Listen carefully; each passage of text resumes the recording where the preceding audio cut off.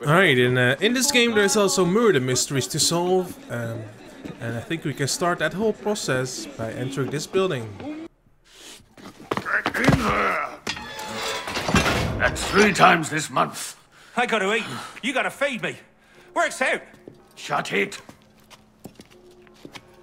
What do you want? A lot of crime going on. Need help? I've got things well under control, thank you very much. Ha! What about all the murders you never solve? I said shut it, Vidocq! Think about it. He solves them. You get the credit. Tell you what. Solve a murder, I'll give you a weapon out of the bin. Meanwhile, I have more important things to do.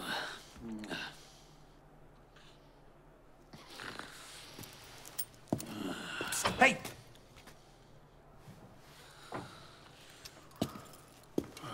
I know the streets. I can help you out. Why would you? Because that stinking stupid pig of a police minister doesn't have the stinking stupid sense to do anything that might give even a grifter like me hope that someday, this city might not be a shitty place to live.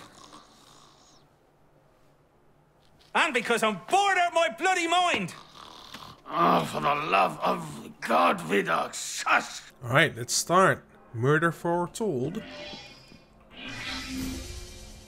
If you want to solve crimes, you can't just wander in and throw the first suspicious person you meet into jail. Well, you can, but you'll almost always get the wrong person. Look, you're going to have to get serious and have a comprehensive system to sort out who did it, why and how. I'm going to make it easy for you and list the basics right here. Read those over and then go out and nab the murderer. 1. Everything you discover will be kept in a case file. Look there to review what you've learned. Examine on clues and speak to all witnesses. Use your eyes and ears. Some clues will lead you to new places. Don't be lazy, go there and look for more clues. Review your case file. Use your head. Which suspect has the ability, means and motive. When you know that only one suspect could have done the crime, return to the murderer and accuse them. Okay? Something kind of creepy about monks. Closed up like that in a big building. Sometimes that's hard on people. Better check out the monastery here on the island, though. Let's go to the monastery. Let's find the body first. Alright, let's get in the building. Up the stairs. Oh, somebody here. There's bodies as well.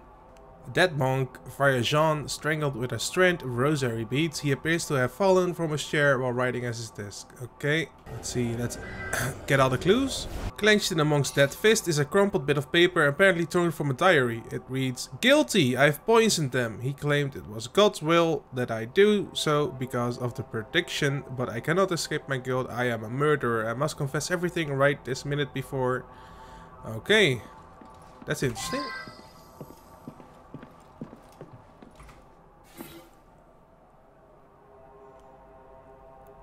An older monk lying dead in his bed. His features are sallow and his face is ashen grey. Okay, brother of Friar Bernard. So, did he kill the rest of them? We'll see. Body of Friar Stanislaus or something. An older monk lying dead in his bed. Okay, yes, the same.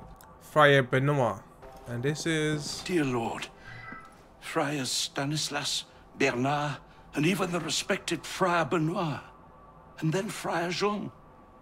All dead. It passeth all understanding. 3 monks survive, praise God. But I dare not think. Is it possible that the murderer is one of them? Bah, ridiculous. Which of them would be capable of such an atrocity? So much happened. First, the death of the elder monks. Friar Jean served them wine, and they immediately became very tired. They went to bed and couldn't be roused. I ran to the doctor. When I came back, what did I find?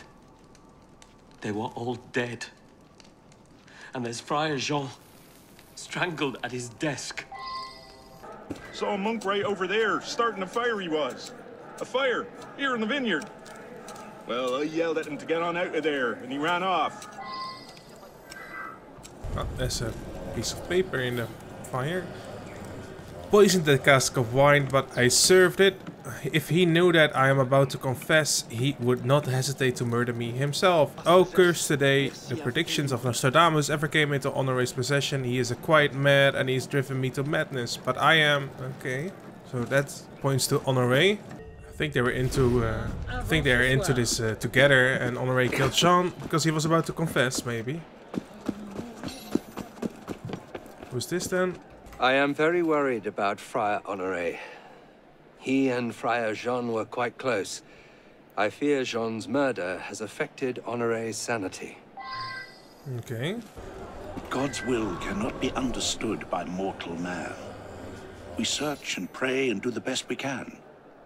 Small hints can be discerned, say, in the writings of prophets. I believe Nostradamus is one. Okay. There's a couple of chests here as well now. Property of Honoré. Personal effects of note is an enormous book filled with intriguing quatrains, the prophecies by Nostradamus. Okay. Personal effects, also at the bottom is just a single page torn from a book. The 7 branches will be reduced to 3. The elder one surprised by death, 2 seduced by fratricide. The conspirators will now die as they sleep. Alright, everything seems to point at Honoré, like he and Jean were into this together.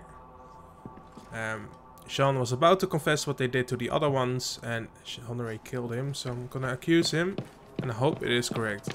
We search and pray and do the best we can. Small hints can be the conspirators were foretold to die in their sleep. Jean was victim of a fratricide. Is it murder to fulfill a prophecy? It's all coming true, I tell you. Even this. So I was right. That's nice. He's a bit off his nut, if you ask me. Arrest the madman. 9 times out of 10, you're right. Go ahead. Alright, we have another murder mystery. Let's see what happens. Ancestral Vengeance. Holy shit, there's a lot of blood on the floor. Solve the disturbing mystery of the numbered bodies. The body of Paul Terrazon. Signs of extreme violence. The body is marked with bruises. The arms and legs have been broken. Damn, son. There's a note in the fire. My dear Terrazon, I increasingly have the sense that I'm being watched, no doubt due to the careless revelation of our true identities in a moronic interview given by PG. What a feeble-minded fool, as though people have forgotten. Take care, old friend. Okay. Lady Prazi. And there's an address as well. Talk to her. Monsieur, I am distraught. Who could have done such a thing? He had not a single enemy. All I know is there was an article in the newspaper that made him very upset. What the hell is all this? It's like torture equipment. Torture devices.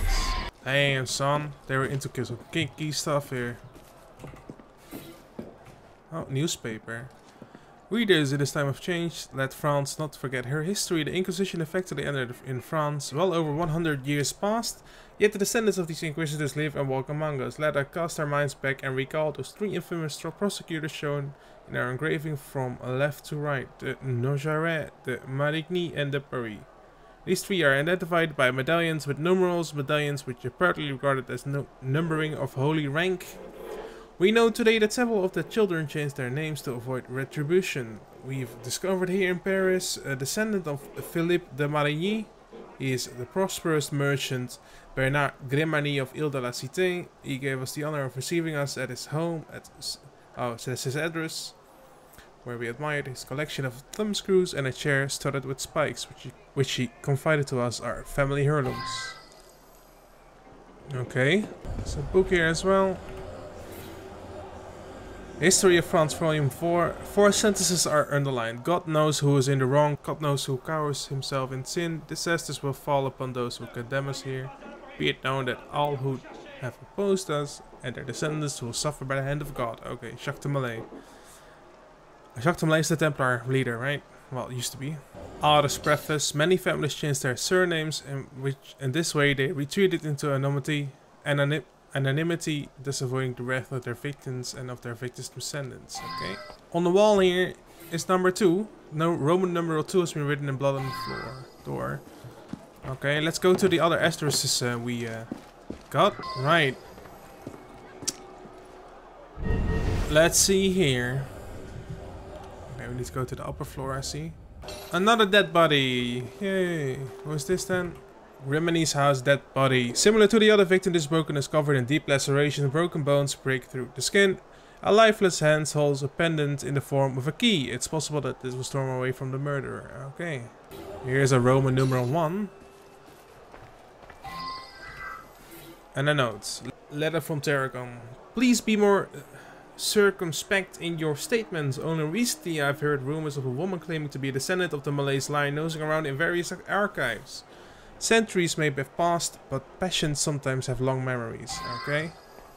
So the Malay was of course burnt at the stake, and these are probably descendants of like inquisitioners. Let's go to the last address. Jesus, these people, man. Not a torture device. Oh, there's someone actually here. A woman just tried to kill me. Me! I managed to wound her, but she ran off. Okay. She grabbed a dagger, an heirloom. I twisted it away and stabbed her. This is her blood here. Towards the stairs. Any other clues here? Bit of blood here. She fled through here. See the blood. Okay. Bloody hand on the wall. Alright. Locked house. We got the key.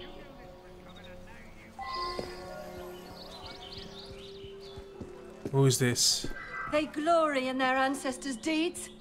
Vile torturers. Okay, it's her. Yep, let's accuse her. Their ancestors decimated the Templar Order. They deserve to die horribly. You should not have put me here. I was righting an ancient wrong. Nope. Any fool could have figured that one out, I imagine. Still, take a weapon if you like. Alright, we have another murder mystery over here. Have fun. That body. The body of a man around 40 years old lying on the ground with a slashed throat. There's a calling card in one of his pockets. The incomparable Barto, lead actor, theater troupe of Amiens. I don't know. Let's see if there's any clues. There's some blood here. There's a note. A bloody handbill advertising a production of the Barber of Seville at 14. No, is it 14? I don't know. 14th Rue I can't speak anymore. That's another location though, right? Alright, let's get to the other location. Okay, oh, it's like a little theater thing. A pile of costumes for the Barber of Seville. There's a list of costumes needed. The poor student's costume is missing. Okay, so someone isn't here. Note. Found at Rose's trailer. Don't worry, Rose. Both of your problems will be taken care of. Okay. My name is Pascal. I generally play second lead, although frankly I'm the superior actor. Barto's the leader of the troupe, so he casts himself as first lead. First lead. He can barely remember his lines. Likes to mix it up with the actresses as well. Unprofessional. He's not well liked. Laurent, in point of fact, hates him. Laurent's a bit of a turd himself. Good. Stop there. Where are other actors? Okay, so he doesn't like him. Who's this? Speak with Rose. I'm Rose. I've been acting with the troupe for some time. I'm married to Laurent. I'm worried about him. Neither he nor our lead actor have shown up today. But if he does arrive, don't let him see you talking to me. He's very, very jealous. Okay. So Laurent seems the most suspicious. I am the actor Philibert, loved by all from Marseille to Ghent. We have a tight-knit theatre troupe here. We all get along very nicely, although, well, Pascal can be difficult and argues endlessly with Bartot. But nothing serious. What do you ask? Okay, so he says Pascal also doesn't like Bartot, okay? Next to Vicanon's trailer, a smoldering fireside. Among the ashes there is some burnt clothing. The original color appears to be black. Okay.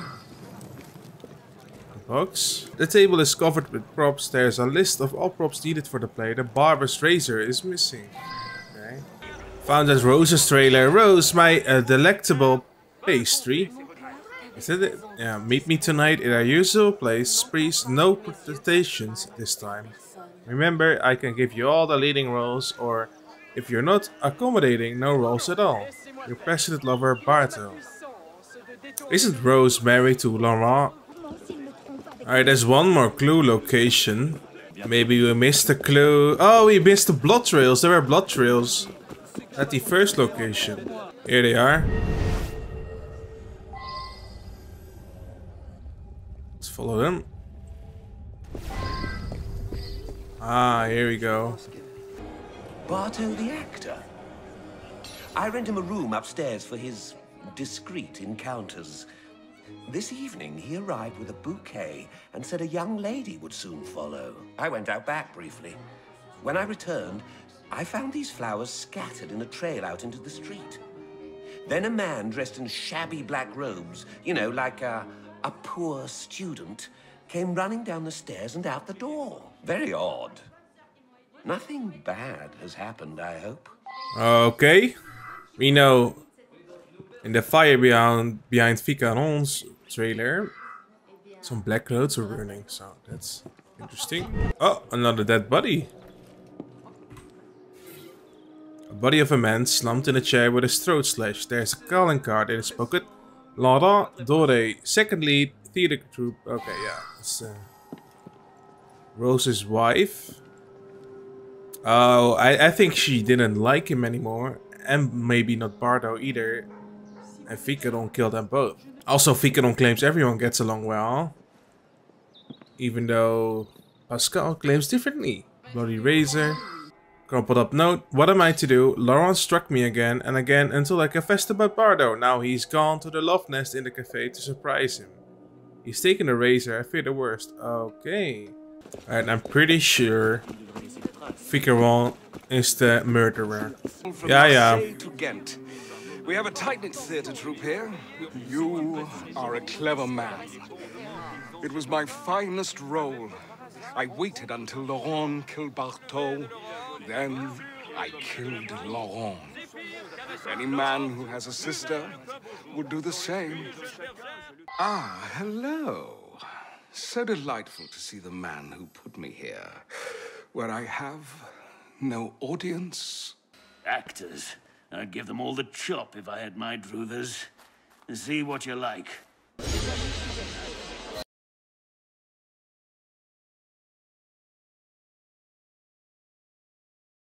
Next murder mystery, hot chocolate to die for.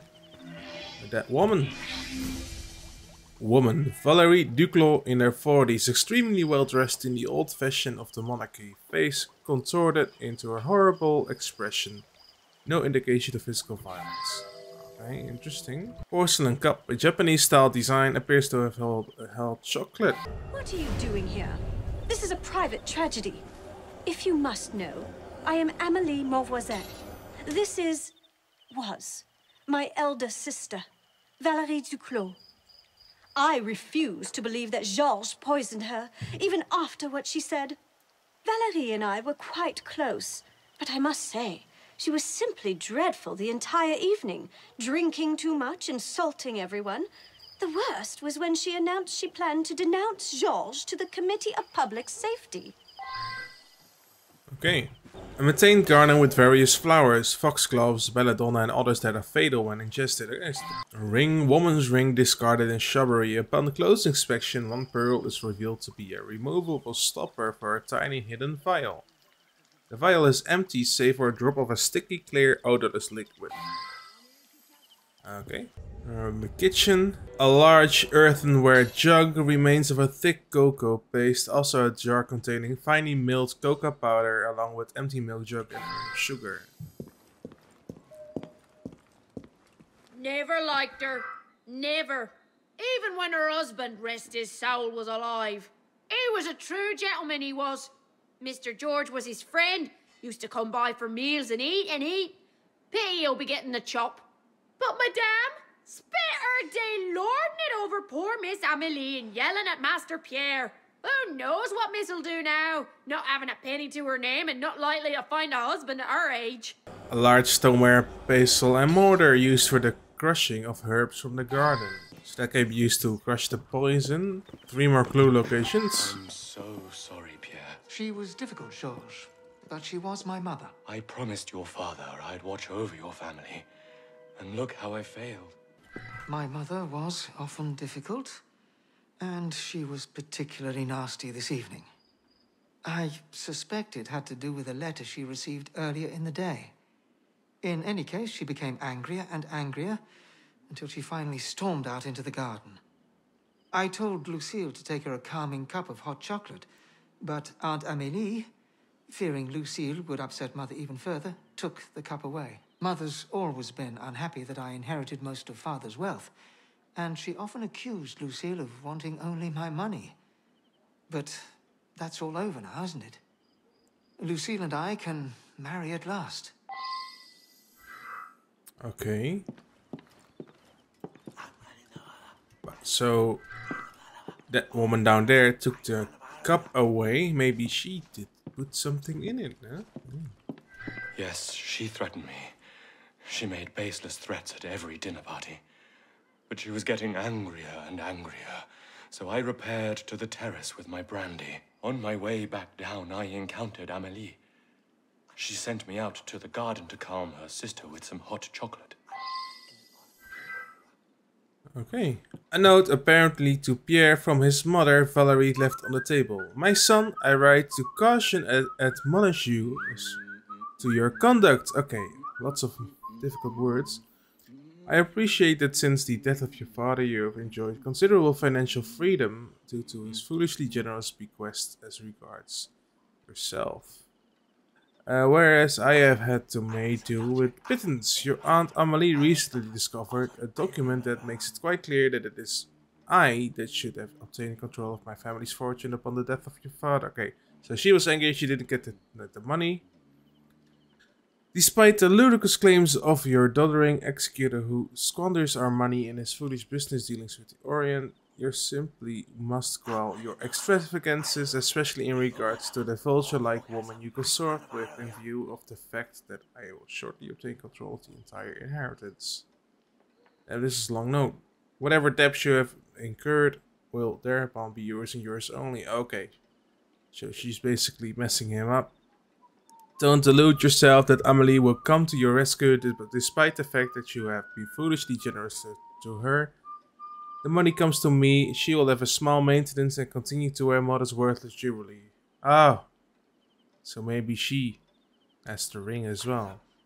She does not understand the value of money and the less of it the better for her. Okay, so she wanted Amélie to have considerably less money. So Amélie would be angry at her, I guess. Ornate silver pot on a tray with 4 porcelain cups. Each bears a Japanese-style design. One of the cups full of cold cocoa, others contain dregs. What's a dreg? Crumpled letter found on the floor that appears to be from a legal firm. My dear Madame Duclos, I myself was witness to the signing of your late husband's last will and testament only a few months before his death. He left his sum to be managed by his friend Georges Villiers-Segonzac, with the bulk of the estate to go to your son Pierre. We discussed the matter over cognac, and he seemed most reasonable. Madame, I would thank you to not call into question my thoroughness and professionalism. Neither your husband nor Mr. Segonzac disclosed the document you have brought to light. I prefer to think they were unaware of its existence. Regardless, the document appears to be genuine and gives you an undisputable claim to the assets. There is, however, one obstacle to your stated desire to take immediate and direct control of the inheritance. The law dictates that women may not manage their own financial affairs. Therefore, Mr. Segonzac continues to hold complete authority over the entire fortune, despite the fact that the assets have always belonged directly to you and never to your husband. As long as he is active, your husband's will dictates that he and not yourself stands as the one who controls the fortune. Okay. That's why she was angry. Notable events in Paris society. A page is marked detailing the Lavoisier poisonings of the previous century. It seems one Catherine Deschat Lavoisier and her daughter, Marguerite Montfaucon, were involved. Okay. No clue who those are. Oh wait, isn't the Amelie downstairs a Montfaucon? Oh, so she knows about poison. Yeah, okay, she's definitely the killer. An old book bearing the name La Vonzin on the inside cover marked passage reached. I obtained this recipe from a close friend, who in turn obtained it from a relation who is reputed to have received it from a certain Italian gentleman, proving its authenticity. It produces a liquid devoid of color, smell, of taste that demonstrated the desired result within mere minutes. Many have sought the secret I am about to divulge guarded well. Batches continues with a involved process in which arsenic, belladonna leaves, and lead powder are reduced to form a clear odorless liquid. There are marginal notes made to several hints in faded ink. Okay. The safe contains an ancient document that has been thrown loosely on top of many others. Okay. My mother, through her business, amassed a considerable personal fortune before her death, which she left entirely to me, her eldest daughter. To honor her, I declare a legacy to be passed to the eldest surviving female of the line of my born in the name Montfaucon. Okay. My wealth is held in trust, with the income benefiting in my heir directly. As one heir dies, it passes to her eldest daughter, or if none, her eldest sister, or if none, her eldest female relation. In addition, the heir must take ownership of my mother's commonplace book and a collection of glass rings and necklaces. The judicious use of which is essential to the success of the enterprise. What these items represent is more powerful than any wealth. I declare these to be my wishes upon my death. Okay, so Amelie gets all the money now. Her sister is dead. She probably wants to kill George as well, but George is actually helping her out quite a bit. Some more glue here. An elegant Japanese snuff box inscribed with the name. Maybe they work together. There's one more clue zone we need to visit. What's this? We got along very well. Oh, she was a bit concerned about her son being younger than me, I suppose. But I've known her since before her husband died. Poor man took ill and asphyxiated. Shame. He did manage to put Georges in charge of the family finances. My, that made Valérie furious. Very amusing. Tonight she seemed especially angry. She's never threatened Georges with execution before. Oh well, takes all kinds. Yep, let's accuse Amelie.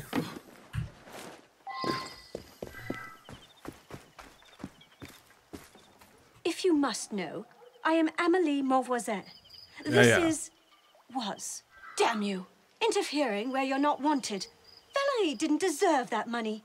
I did much more for the honor of the family. She was nothing but a vile, hectoring drunk. You. If I were you, I'd be careful what I drank. I love a hot chocolate myself. I believe I'll have one now. Meanwhile, see if there's something you want. Nice. Alright, next murder mystery. Oh. Inside the bag are several bones, including a human skull with a gold tooth. Interesting. I found that bag sitting in the mud. Did you see? A gold tooth. I only know one man with a gold tooth. He lives with his daughter on the Rue de la Verrerie, number 5. Okay. What, a gold tooth? Not many folks with gold teeth.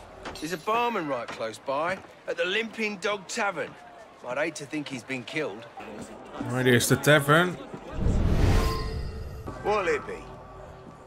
Gold tooth? Yeah, this front one right here.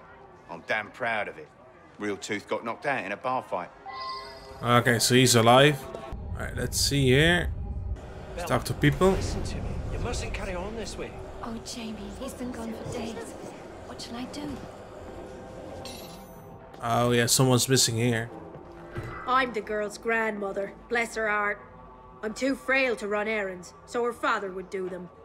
I'd given him a list and sent him out to buy some things. I don't remember everything that was on that list, but I did want some things from the merchant right down the street on Rue des Lombards. Okay. Letter from Jamie. Letter from Jamie to Bella. You know the depth of my love for you. My every breath is a sigh for you. I will always be yours, deep beside all obstacles to return. Okay, that's another investigation area. What am I to do? I can't sleep. I scarcely eat. My father has disappeared. He's easily recognized. Tall, has a gold front tooth. He can be rather strict, but he has my best interests at heart. Bella's father went out to make some purchases 3 days ago and never returned. The grandmother's always making lists of errands for him. Okay.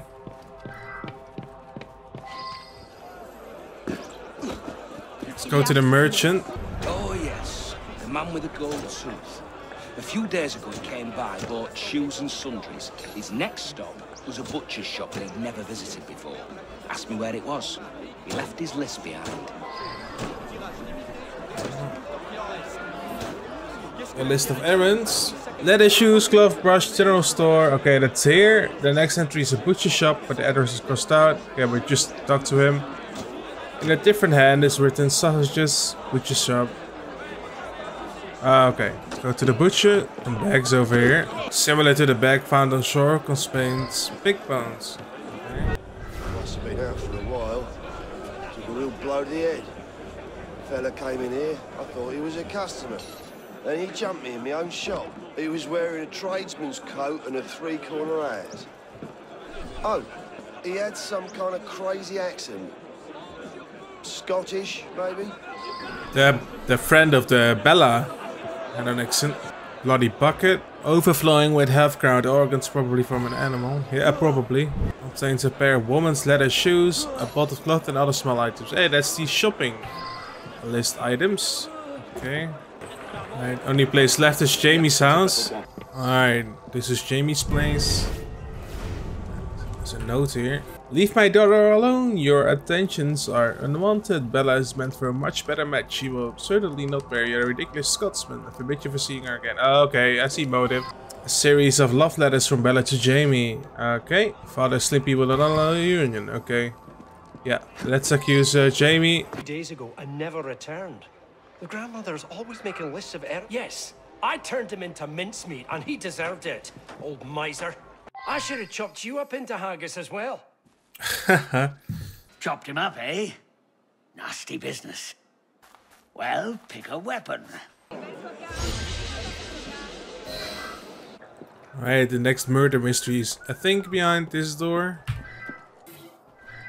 Body of Director Boisdin. A middle-aged man shot through the head in an apparent suicide. He still holds a fancy red pistol whose barrel lies in a deceased mouth. Okay. Citizen Baudin, please accept our invitation to an intimate soiree to be held at our home. With great affection, Friedrich and... Okay, 2 German guys. Baudin's bank account shows a series of large withdrawals and is now empty. A creditor is demanding reimbursement for invalid checks. The registry shows Baudin's personal address. Okay, it's another location. Love letter. My dearest Baudin, you cannot imagine the emotion with which I write. My husband has uncovered our liaison. He is furious and in his rage threatens you with mortal injury. Oh my love, I knew I should have returned to Austria rather than continue our affair. But our time together was too sweet. Okay, so maybe her husband killed him. A small advertisement is circled. Card players are invited to join an exclusive table discreetly situated in the corner of the Palais Royal. Gentlemen of irreproachable characters only. It's another location. What's this? Vent trap. An odd looking vent trap that doesn't match any others found in the Tulieries. Painting here. A terrifying painting of the red ghost who haunts the Tulieries. The painting appears to be stained with dark splotches of dried blood. Damn. Handwritten in what seems to be blood. Baudin, I know the evil that lies in your heart, your end is near. Small glass vials containing a foul-smell liquid. They are marked as brewed by a local apothecary. Another address, okay. I've actually overheard many very ghostly noises, and even the ghost speaking. Through that very door, Baudouin alone in the room, and the ghost speaking with a terrifying accent. I've heard this several times. Ghost, huh? We just now heard a shot. We all ran to find out what happened. I believe it was the Red Ghost. A few nights ago, I saw the ghost myself. I turned a corner and saw him disappear right through this door. Dressed in red with an unutterably horrific expression. The legend must be true. Long ago, a Bavarian murderer was executed nearby, and his red ghost has haunted this palace to this day. Have you seen the painting? It appeared from nowhere just yesterday. Okay. My name is Legal, counselor to Director of Finance Baudouin. He locked himself in his office well over a day ago. For some weeks, he's been in a state of agitation. It's very sad that it ended this way. So everyone is blaming the ghost and he doesn't. Personal letter. My esteemed Director of Finances, the events and operations have no doubt put you under great stress. If I can be helpful in any way, my personal address is okay. Counselor Legal. Lots of clue locations. Let's go buy all of them. Scan the first location here. Here we are. Counselor's house. So this is Legal's place. Citizen Legal. This missive is to confirm our conversations due to Citizen Baudouin's recent attacks of hysteria. It is understood that if and when the position of Director of Finances currently held by Citizen Baudouin becomes open and available, it is said that you, acting Counselor to Baudouin, will take his position at an annual recompensation of 800 livres. Okay, so there's motive for Legal because he wants to get his job. A genealogical tree showing that Legal is directly descended from Johannes Metzger. Is it Metzger is probably the Red Ghost. Respected Counselor Legal, these apparitions, whether real or imagined, strike horror in my heart. I swear I have seen objects in my office move of their own volition. It is as if the ghost haunted the walls behind my office. I feel my reason slipping from me and rely on your steadfast advice. What am I to do? Oh, I see what's going on. So he is like... The Red Ghost was the ancestor of this Legal guy. He wants Baudouin's job, and if he goes away, he gets it. And the suspicious looking vent we saw earlier is probably where Legal was making weird noises because he knew all about the Red Ghost since it's his ancestor. Huh? Yeah, okay. It's my favorite suspect so far. Let's continue. There's still a lot of clues to be seen. Apothecary shop. Oh, the vials. Yep. Yes, I made that elixir. It's just a few herbs tossed together to make something that stinks. A wealthy fellow, Baudouin, came in. Wanted something to keep spirits away. I told him he was a fool, but he paid well enough for me to concoct this. Oh, okay. Next location. Let's get in here. Open the door. Victim's house. Okay. Numerous crucifixes, rosaries, prayer books, as well as strings of garlic, apparently intended to ward off evil spirits. Oh, it was pretty crazy. Books and papers relating to the appearances throughout history of the Red Ghost of the Tulieries. They show that in 1561, one Johannes Metzger, a Bavarian known in Paris as Jean Le Courtier, vowed vengeance on the crown at his execution. The appearances of the Red Ghost began at that point and have continued until the present. Several books detail investigations at the Tulieries in search of the ghost and recount tales of mysterious noises, secret rooms, and strange apparitions. Okay. A ruse is a success. None of the gambling party suspects you because they believe you lost everything as well. Your secret bank account is overflowing and you need never have any financial worries, my friend. Okay. Here, mother, if you find this, it means I am no longer among the living. The relentless noises and apparitions of the phantom are slowly driving me out of my senses. I see red everywhere, even in my dreams. Dear mother, it is for the best. I must put an end to my misery. So he did kill himself. Or, sir, I know as a fact that the ghost exists and is dangerous. There is no doubt in my mind that it is capable of horrendous acts that no one should ever be subject to. The legend says the ghost haunts your office in the Tulieries. I fear for your soul. Okay, let's go. Head to the gambler's den. All the way through here. A dueling pistol case containing only one of a pair of fancy red pistols. A ledger showing the names of 4 men and their gambling debts. Oh, the names are Gabriel Baudin, Alphonse François de Sade, Pelletier Safajo, and Friedrich von Gluck. Gluck, okay. It couldn't have been Baudouin who cheated. He lost. I've seen the papers. His bank is furious. He owes his credit to thousands. Someone was cheating, but who? Yeah, who? Alright, 1 more location. Oh no, 2 more, I see. Okay, let's see here. A report from a private detective who confirms Von Gluck's suspicion cornering his wife. Oh yeah, I forgot about that. Many empty snaps bottles. My husband can be very, very jealous, but he isn't the sort of man to kill anyone. I do not answer to members of the working class.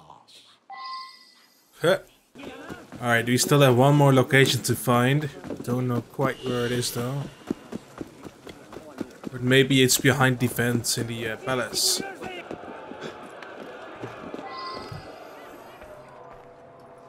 Oh! I found it by luck. Oh, see, here's the fence.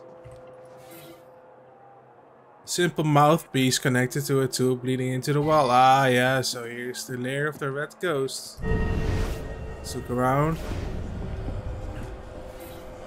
A series of wooden levers, evidently controlling various mechanical devices.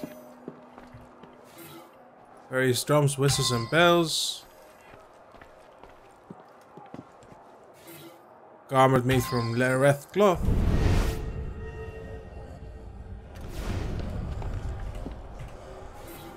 A pot containing a brush and red paint. I see. Well, okay, let's accuse his advisor because he's definitely the culprit. He was a weak man. I'd make a far superior director of finance. It was for the good of the country. For God's sake, he killed himself. Why am I here? I'm not altogether certain it wasn't the ghost, but someone has to be brought to trial. Take what you like. Okay, we have ourselves another murder mystery. The assassination of Jean-Paul Marat. The body of Jean-Paul Marat is slumped in a bath with a small single puncture wound above the clavicule. His skin is mottled with pus-filled sores. Okay, that sounds very nice. Let's see about the clues. Oh, there's a guy here. Is he painting him? Oh, this is the painting. Show some courtesy. I must perfectly capture the death of such a hero to the people. I need to focus. Okay, these notifications, okay. Ah, come on, get away. I need the written list of Girondin traders. Okay, just keep that in mind, I guess. On the floor here, it's the murder weapon. A large kitchen knife, the maker's mark instead of a nearby shop. The Friend of the People. A copy of Marat's self-published newspaper, Friend of the People. In it, he accuses the Perrault family of supporting the monarchy, the scientist Antoine Lavoisier of selling gunpowder outside of France, and accuses the Girondists of being too lenient in their views of reform. Empty bottle of tonic, an empty bottle of tonic from an apothecary named... Okay, it's closed as well. Something on the floor here. Letter from Charlotte Corday. Providence gives me truth. Providence gives me justice. Providence gives me sanctuary. In Providence there is peace for this life or the next. Okay. Okay, in the street. Rounded up suspects and took them to Saint-Germain prison by the gendarmes. They're lucky if they survive the trip. Okay. New location. Why have we been forsaken? He was a true revolutionary. I've seen so many women coming in and out of that house, you'd think he was running a brothel. Okay. Speak to this guy over here. One of my patients. I was treating a horrible skin condition he developed while hiding in the sewers. I'll write you the address if you think you might find something there that'll lead to the swine who did this. Marat spoke often of how he might be made a sacrifice for his people.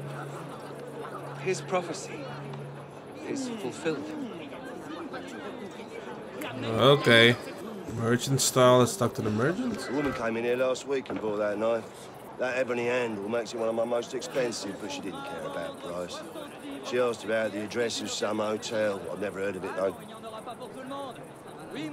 Okay. Travelers, come stay at the convenient Hotel Providence. Clean linens. Okay. Providence, that was what the Charlotte lady was talking about in the letter. Let's get into the sewers.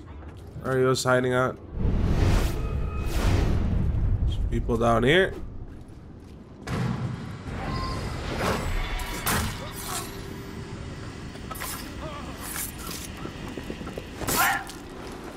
Okay. Got these clues. A letter from Simon Evrard. The writing is almost illegible. Jean-Paul, I cannot bear another day without you, my love. How long will you be hidden from me? Your love soon. There's a body down here. The body of a young man beaten with a blunt object to the back of the head. He's clutching a wedding ring. We're at the hotel, I think. Here we are. A book titled Paralyzed by Plutarch. Okay. Note, letter from Charlotte Corday, another one. A letter written by Charlotte Corday and addressed to citizens of France. Addressed to the French defense of law and of peace. How long, O miserable Frenchmen, will you be pleased with disorder and divisions? Long enough, and too long, have some factious men, some wicked men, placed the interest of their ambition in the place of the general interest. Why, the victims of the fury, do you destroy yourselves to establish their desire of tyranny or ruins of France? Oh, this is a long letter. I'm not gonna read it. I'm just gonna read it myself, see if there's anything interesting. Okay, in the letter she almost basically admits to killing Marat. At least he's a target. So she's definitely our prime subject. Oh, here's the prison. Talk to these people. I was sent to his house to kill him, but the job was finished by the time I got there. With what Marat was publishing, it was either him or us. I don't recognize that list of names of Girondins, but you could ask some of our leaders. I'll write you an address. Go there and show the list. Okay. He was so obsessed with the revolution, he spent all our money on it. I hardly got the attention I deserved. I suppose he died how he wanted. A martyr. Okay. I'd be lying if I said I was heartbroken. Jean-Paul drove my lover away. So overprotective. And with all the enemies he's made in Paris, I was living in constant terror. Okay.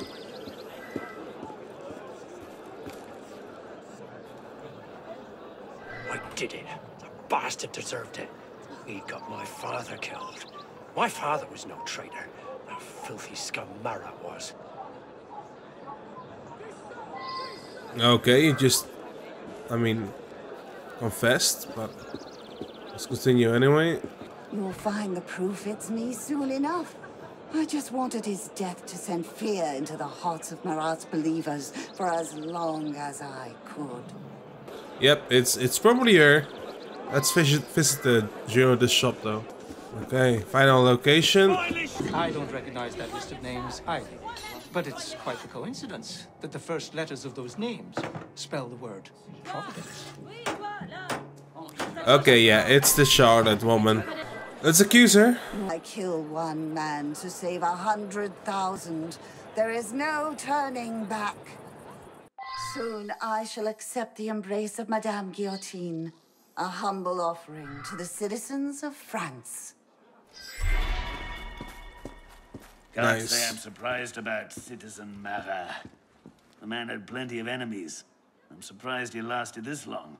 Go ahead and pick a weapon. Shady characters mixed up in this one, eh? Christ. We have another murder mystery. The Body Politic.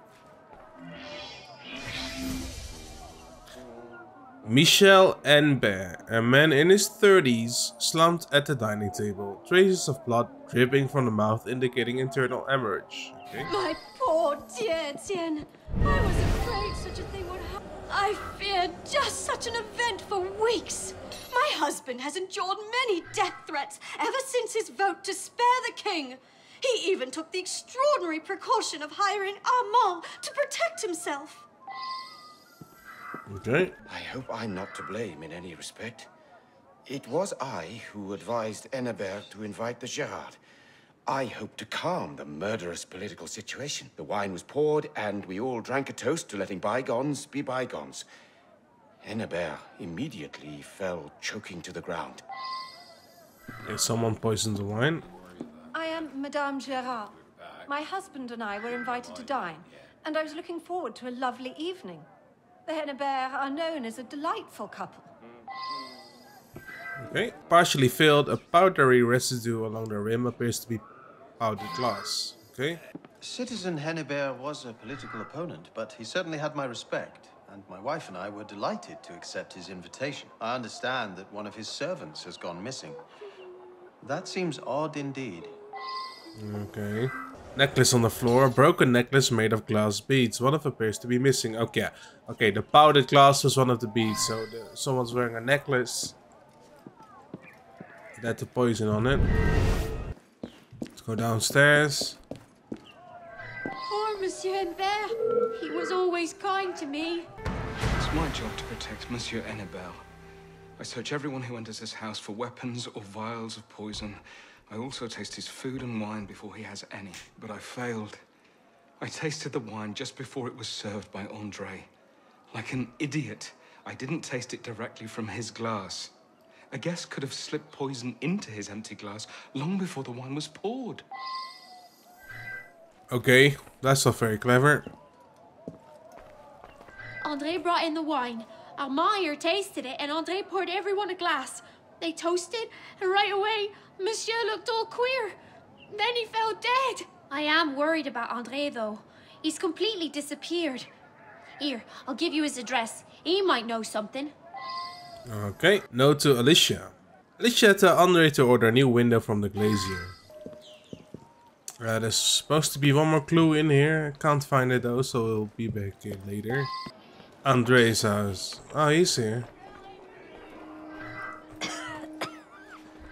My son ran to the apothecary. The one near the post office. Okay, another location. She's ill. André, you are to go to the glazier. I don't know how to pronounce it. At that address to order a replacement window. Okay. That's from Alicia again. What is this? A bottle. Has a crude drawing of a skull and bones on it, indicating poison. Come, we have a mission. No, I don't want to do the mission. Go away. Okay, the apothecary. What's Let's the talk to him. I didn't know anything happened to Monsieur Philibert. After I poured the wine, I stepped back to the servants' area. A messenger came to tell me that my sainted mother had taken a turn for the worse. I ran home, then rushed here to buy her some medicine. The only unusual thing about the evening was that just before the wine was served, Madame Gerard's necklace broke. Monsieur Gerard tried to fix it at the table. Oh, okay. Monsieur Gerard definitely poisoned him. That's it. Must be it. Okay. More clues to find out. Oh, I found the clue. A cracked window pane with a bullet hole. Okay. The bullet hole must have come from somewhere. Okay, let's check out the upper floor. Maybe there's something here. Oh yeah, there is. Office. Note from Jedet. Okay, so the window pane broke because of a bullet. That was the final straw, and they wanted to make amends with the Montagnards, and the Gerards were one of them, but I guess they shot that. Okay. Feulant red letter. I don't know what it how to pronounce again. Okay. Take care, my friend. We suspect that the Montagnard radicals have established links to the Black Office, operating out of the office of the Post. Your every move is being watched. Okay. Here is the office. I do a lot of work for important politicians. I don't much like folks nosing about. Get on out of here. Okay. There's a glass maker. Maybe he made the glass beads. Citizen Annabelle, replacement window pane, large mirror, glass beads for necklace including 1 PR drop. Okay, that's definitely the poison.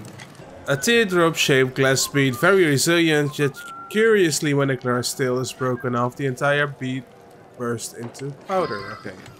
I got my answers. There's one more location supposedly though.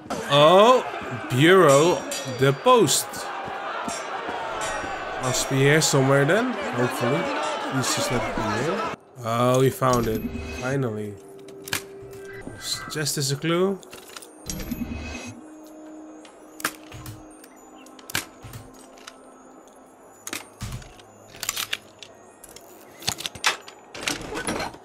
Agent lists. Equality, okay.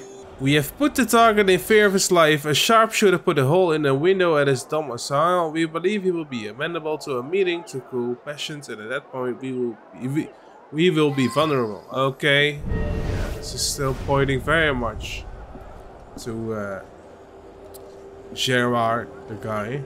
Some more info here. Note from a chemist. The liquid is quite robust and can endure the high temperature of the glass seal that you describe.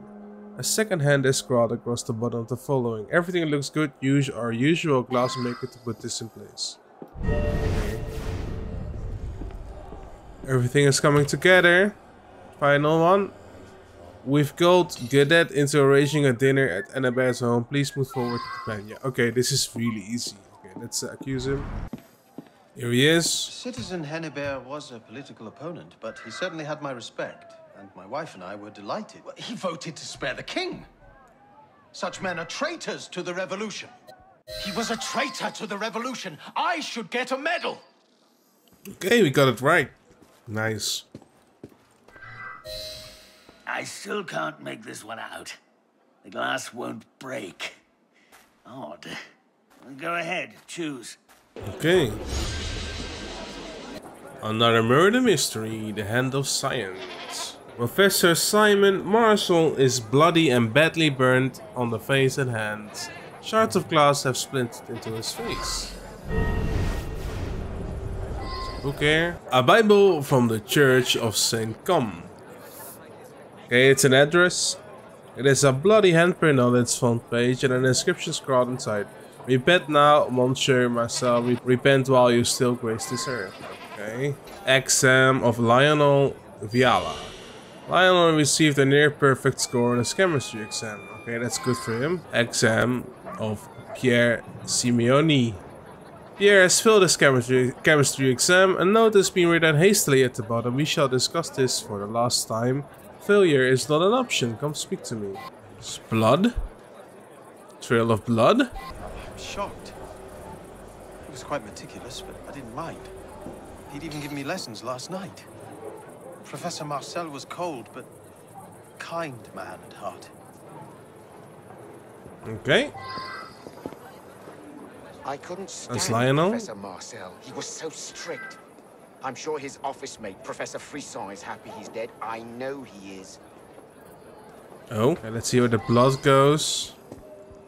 Oh, here, this is the school. Smashed bottles. Okay. Lesson plan. A lesson plan. Today's experiment, mixing sulfuric acid with ethanol to produce diethyl ether.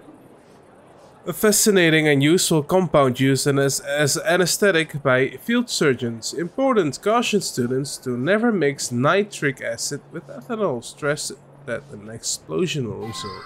Okay, so that's what happened here. I reckon. Could be Professor Marcel's experiment went wrong. Just look at that mess. Such a shame. He was a good man. Always made sure to clean up after himself. Not sure how he roomed upstairs with that filthy Professor Frisson. That man was raised in a barn. Okay. Who is this? As a fellow member of the faculty, I'm devastated. As a friend, heartbroken. Professor Marcel and I roomed together for several years. We shared our offices. Of course, we had our differences, but I'm in complete shock.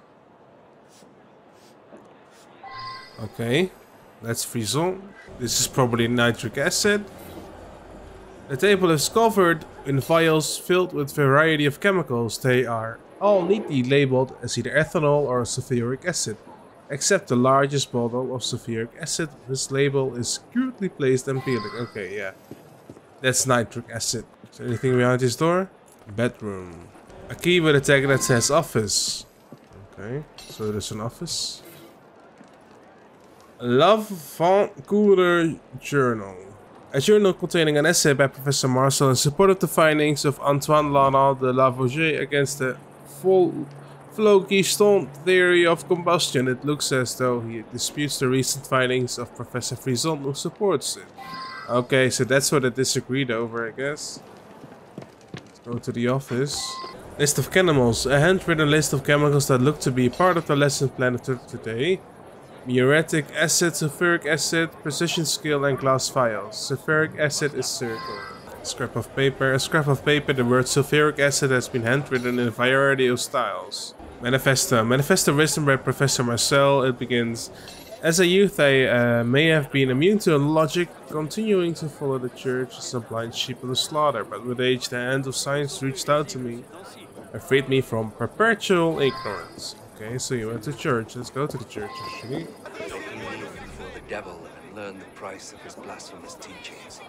Yeah. And his students, denouncing our Lord and questioning our holiest truths. To tell you the truth, this guy? I'd often hear Professor Marcel and Father Carreveau arguing in the street. I did notice the professor was working quite late on my walk home past the school. The candles from his office were lit. Okay, we got our clues. This one is a bit harder. But the only evidence I got is against the other professor. As a friend, heartbroken, the man was a coward who'd taken it upon himself to ruin my career. I'm glad he's gone. Oh, nice. The years I've spent on my research wasted. All wasted. Quite the experiment, wasn't it? Best not to mess with chemicals, I think. Pick a weapon. Now, shady characters mixed up in this one, eh? That's what I expected. Ooh, we got the next murder mystery in the catacombs. The death of Philibert Aspairt. Or something like that. Catacombs, loose beads. A few scattered beads in the dirt. Look to be made of rosewood. Bible, a well-worn Bible, is covered in blood and stamped by a local convent. Okay, it's an address. Crate of chartreuse. A crate filled with shattered bottles of that is surrounded by dirt. It looks to have been buried for several years. The address of a local tavern is carved on the side. Maybe the barkeep could point me to the owneries. Okay. A set of keys hooked onto a keyring. A first aid kit. The address to the local apothecary is stitched inside. Okay, another address. A heavily used shovel with a very dull blade. The chef bears a maker's mark and has cracked down the middle. It has been reinforced with cloth. Someone has kept the shovel for a long time. Let's go to the church first. Yes, that's one of our Bibles. We hand out so many of these to those in need of God's embrace. And that's the blood of Christ, my son. Do you feel his call? The chartreuse? That's none of your business. Best you move along. Idle hands. Okay. Bottles are covered in a light film of dirt. Oh, so those were down there as well. A large stack of Bibles. The inset bears the same stamp as the Bible from the crime scene. Yeah, a lot of things linking them. The blood of Christ. A glass containing dark red liquid. According to the sisters, the blood of Christ. Yeah, okay.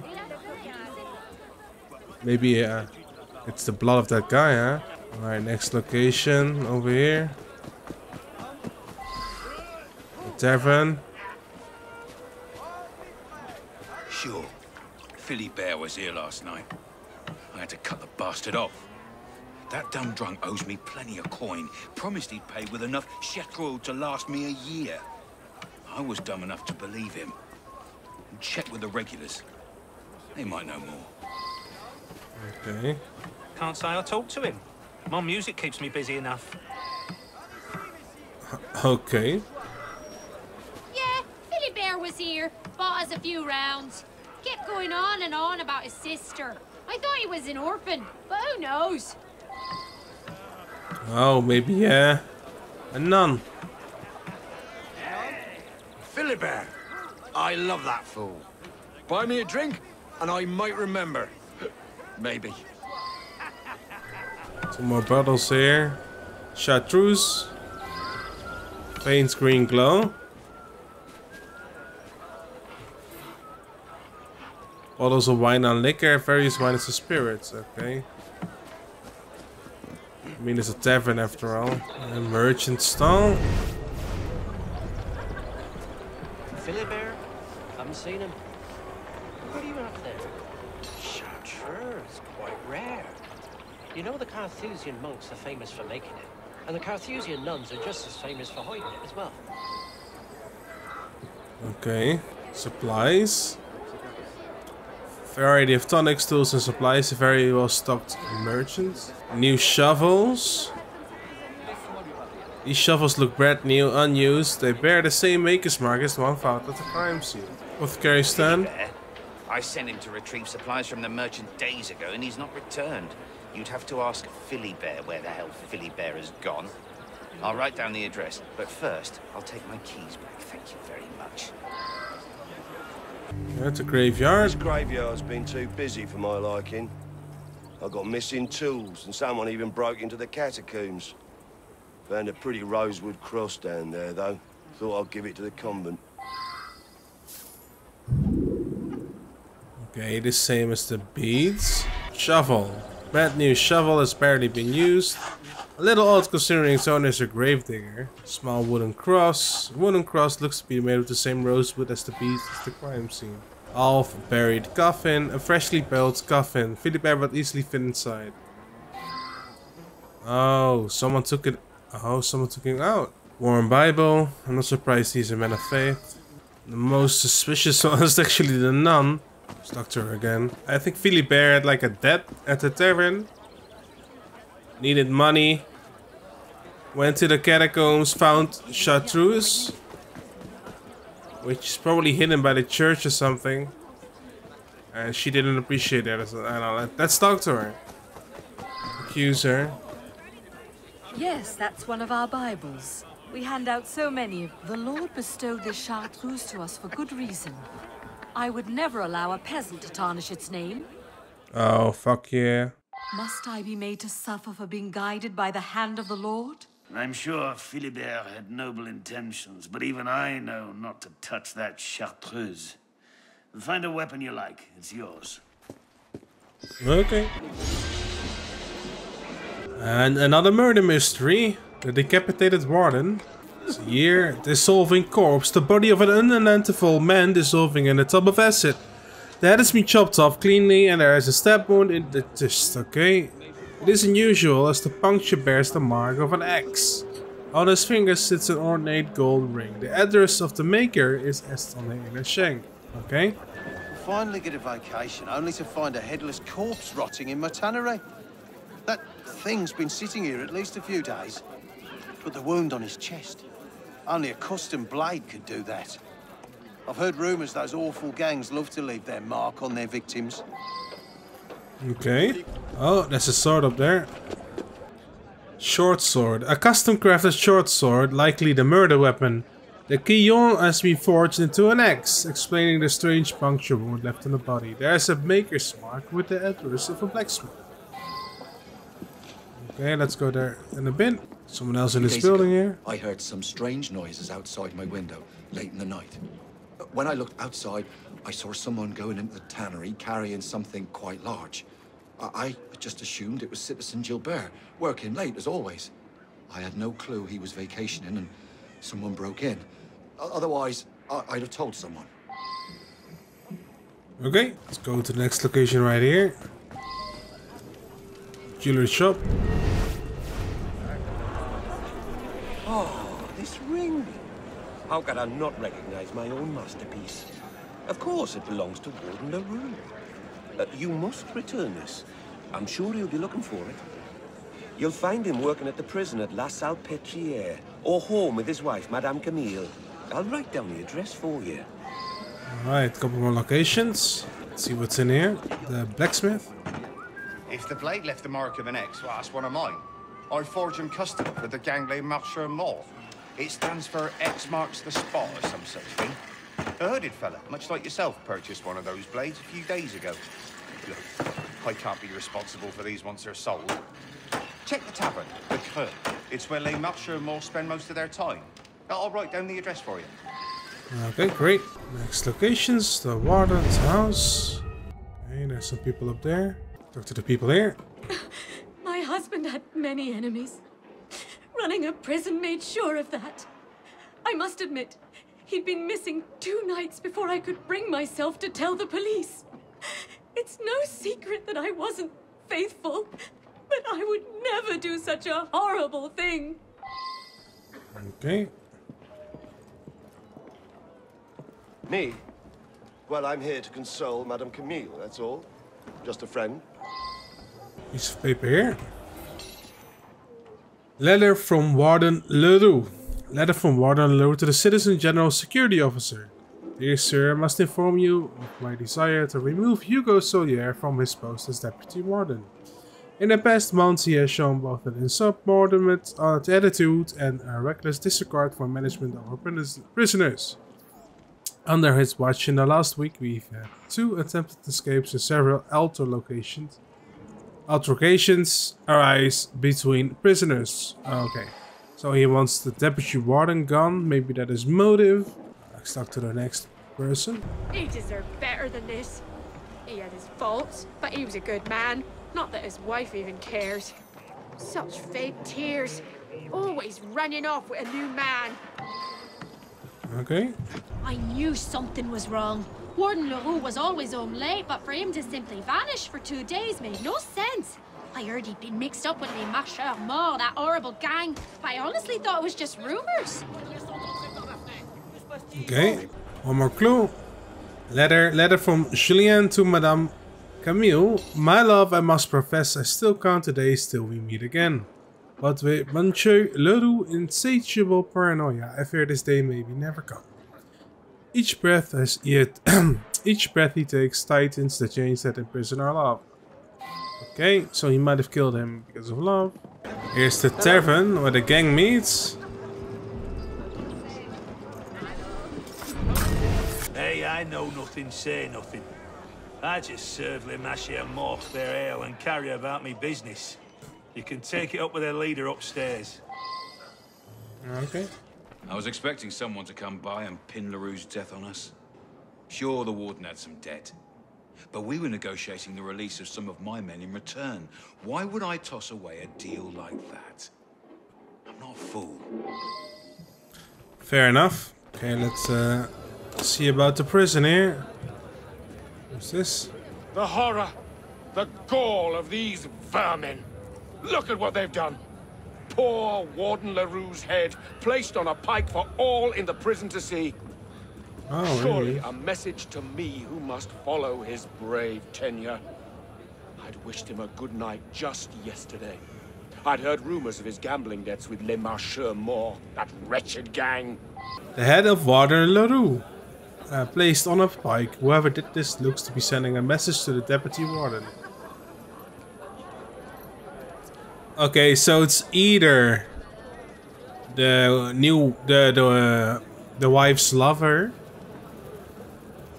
or it's the Deputy Warden, since they want to put him away, and it really looks like he tried his best to frame him, to frame the gang, but the gang has good motive not to kill him. So I think this is the guy.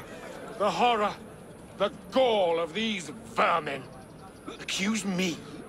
But I'm in charge of the prison you'd like to throw me in. The irony of being locked up here. Are you enjoying this? Are you? Oh shit, did we make the right choice? I was certain the wife did it. She knows the town a little too well, if you know what I mean. Take your pick.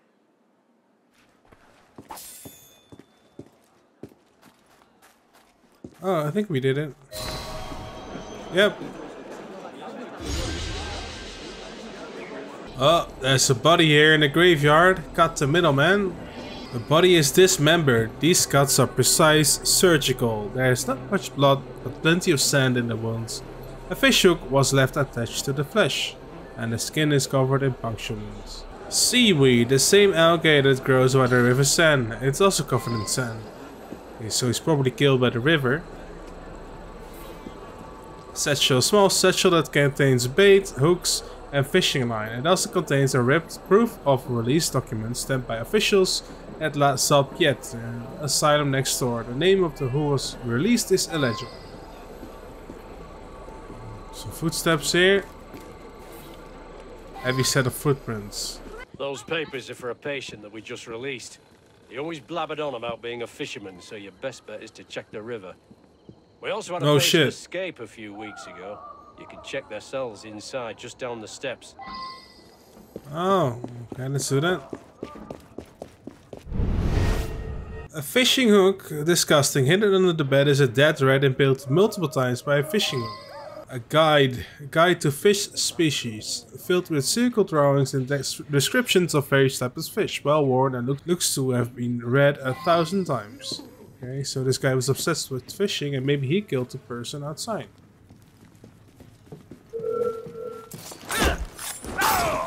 Just got these guys for the convenience. What happened? I had a paper cut, but my whole arm got infected because it's so filthy in here. Some surgeon thought he had the right to hack it clean off. The pain almost killed me. Okay.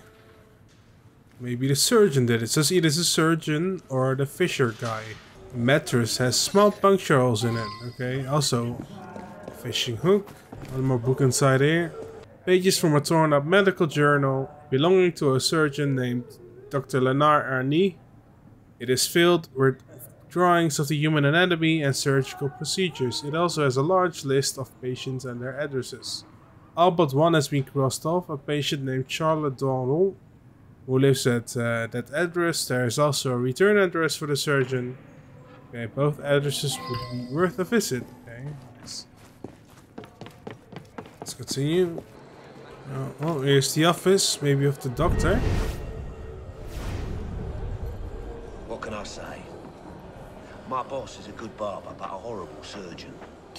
I was using his clients to make a little money on the side. Cut out the middleman. Of course that's my journal. Proof my assistant is taking jobs behind my back. He's always late and off doing God knows what. I don't care how good he is with a blade. I can't trust a man who's stealing clients. Best to let him go. Okay. Let's take a look down here at the sand. The corpses look like they have been sitting here for at least a week. They were hacked to pieces and are now impossible to identify. These look like the kind of leather straps worn to control a prisoner or a patient. They are caked in dried blood. Yeah. A large and very sharp cleaver could be part of a set. Torn journal. The pages belong to a surgeon's journal. They show diagrams of the human anatomy. Several names of patients are crossed out. Could be potential murder victims. Okay. I was fishing a few days ago and I found a body floating in the river. Cut up arms and legs too. It must have floated here from upstream. I didn't know what to do with it, so I took it to the cemetery. I'm sorry. Okay. Oh, there's an arm here. Severed arm, looks to be female. There are fresh scratches on their wrists. There's the house. Please, help! My wife is missing. She'd just come home from the butcher, but when I went into the bedroom upstairs, she was gone and there's blood everywhere. I think it's hers. Please, help me. His wife put up quite a fight. Her attacker looks to have had a lot of trouble with her as the house is a mess. Uncooked meat from a butcher shop. Looks like it hasn't been out very long. The shop must be nearby. Blood on the ground. There's blood all over the house. It is unlikely his wife is alive. It looks like the body was dragged out and then backed up to carry. Okay, let's visit the butchers. Murders? This guy. Well, some crazy man came by here rambling about a corpse. That's all I know. How about some fresh pork? My assistant can give you a perfect cut. He's a little slow in the head. Came in here a few weeks ago begging for work, but I tell you, the boy has a gift. A gift that finally leaves me some time to get some fishing in. Go to the I just assistant. want to work. I won't bother no one. What do you want? I must work. Which is nice. They look like they're part of a set, though the large cleaver is missing. Okay, so it's either the butcher or the crazy guy, and I suspect this is the guy that escaped the asylum. So it's probably him, right? I just want to work. I won't bother no one. What do you want? Let me cut meat. There was so much to cut, so little time. Oh, he's fucked. So much meat left to cut. Can't stop. Never stop. He just wants to cut meat. Horrible. That's the last time I fish in those waters. Have a look and see which weapon suits you. Okay, thank you.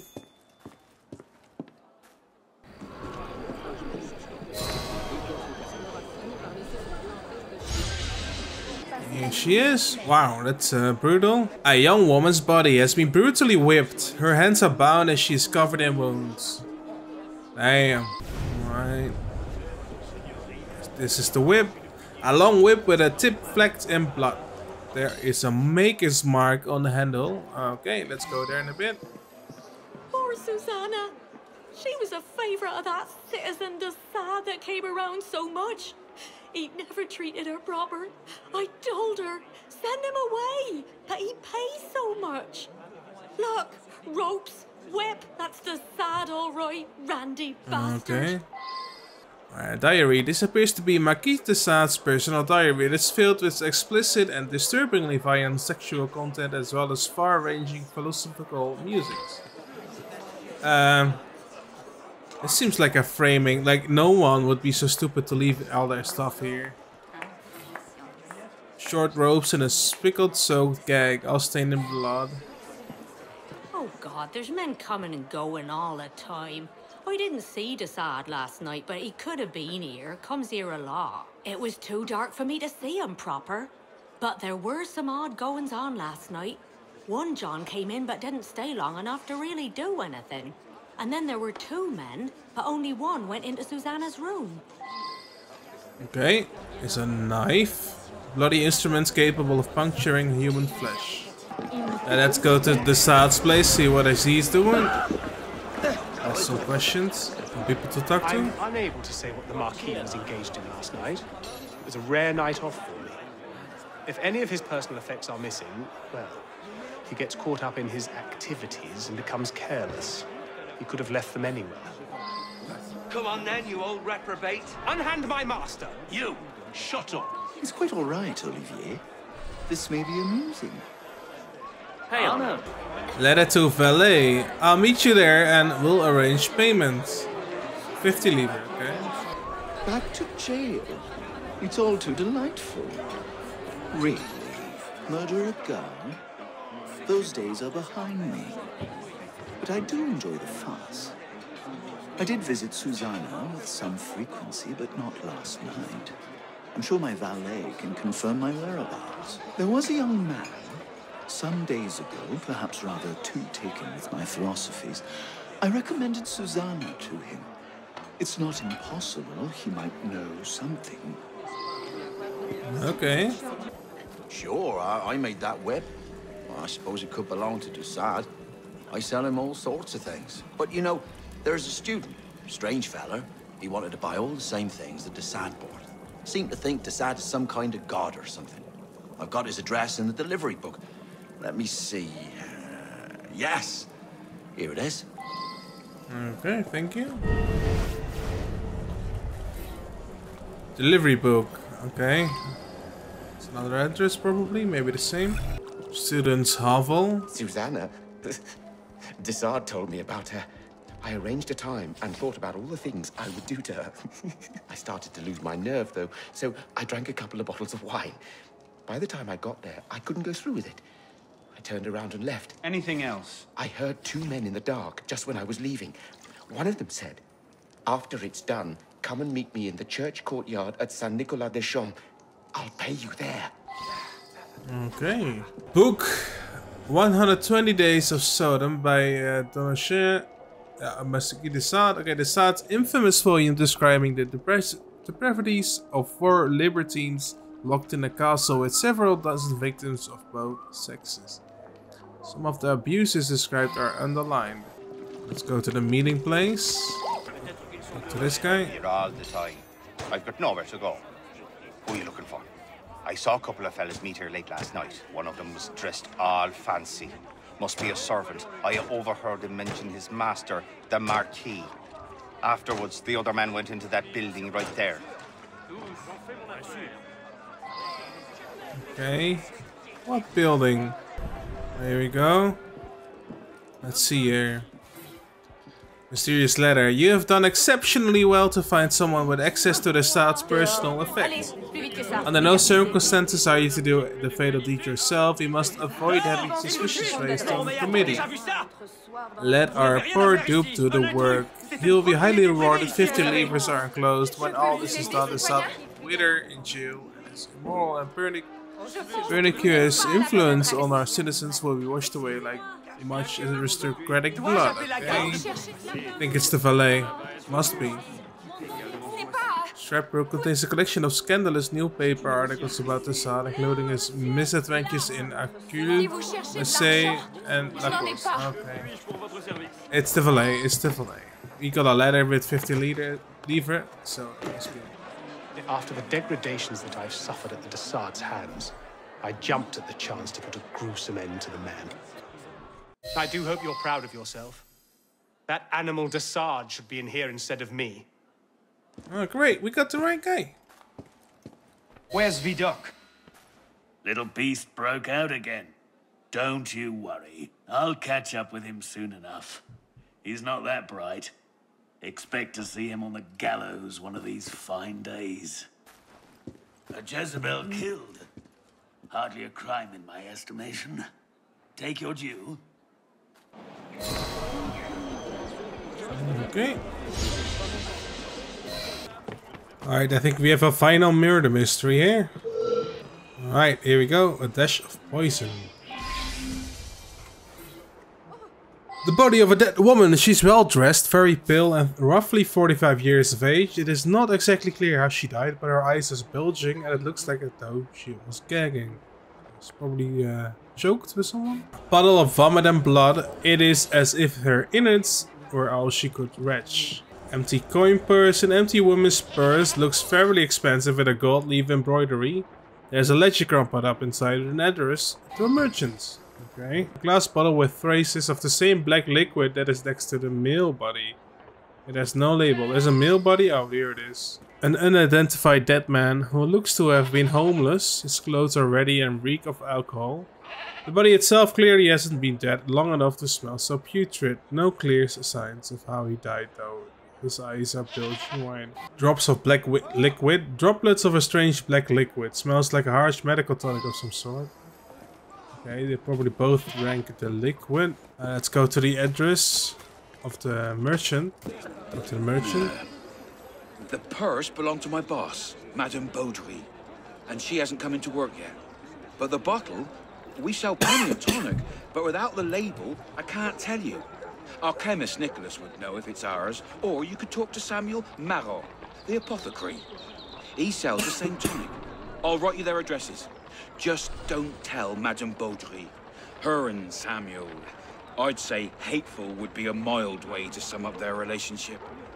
Okay, interesting.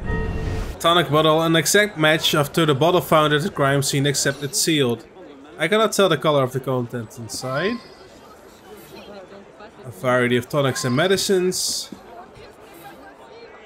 Numerous purses for sale, though some are rather expensive. Looks like they use the same gold leaf embroidery technique as the dead woman's purse. Okay. Hey, the workshop. Yeah, that bottle is from Madame Beaudry's shop. I'd recognize it anywhere. Thank God that awful wretch isn't here today. She pays me nothing, and I've had enough. Citizen Marat's given me a better offer. Just need to procure myself a little tonic, if you'll excuse me. Another pestle and mortar set that looks to have been used recently. Smells sweet. More medicinal tonic bottles that match the bottle I found at the crime scene. Letter from Samuel Marat. Madame Beaudry, I realize our last few conversations have been quite unpleasant for the both of us, but as a good faith gesture, Here is a fresh new concoction for you to try. It is included in the package. I'm certain you will enjoy it even more than the usual mixture. Okay, so maybe he made the poison. That's kind of suspicious. Notebook. A notebook filled with chemical compositions and tonic recipes. A few of them look to be mixtures that can easily be cut with sugar. Apothecary stand. That's not my tonic. You see the cork there? I always mark mine when counting stock. No mark means it's Madame Baudry. That wretched merchant dilutes her tonics with all sorts of chemicals to keep her prices down. It's putting me out of business. You take too much of that poison and you'll be a dead man. All of the bottles look like they were carefully crafted by hand. They give off a strong smell of medicinal herbs and tonics. Empty bottles, pots and pans, essentially anything a chemist would need to make tonic. Chemistry books and journals, a variety of chemistry and medicinal journals provides for extensive reading. A pestle and mortar is set to pulverize ingredients. It is giving off the same strong smell of a harsh medicinal tonic, freshly used. Okay, so they probably want us to think that the other guy, the assistant that makes the tonics, killed her. But I suspect it's this guy, since they have like a dispute over the prices, and he also made her a tonic, which she drank. So I'm gonna accuse this guy. That's not my tonic. You see the cork there? So I did it. But how many lives did I save from her vile poison? I was protecting the citizens of Paris. That woman deserved a taste of her own poison. Yeah. You're lucky you weren't poisoned yourself. Take a weapon. And I think that's the last mission of the murder investigations. Yeah, thanks for watching. I'll see you later.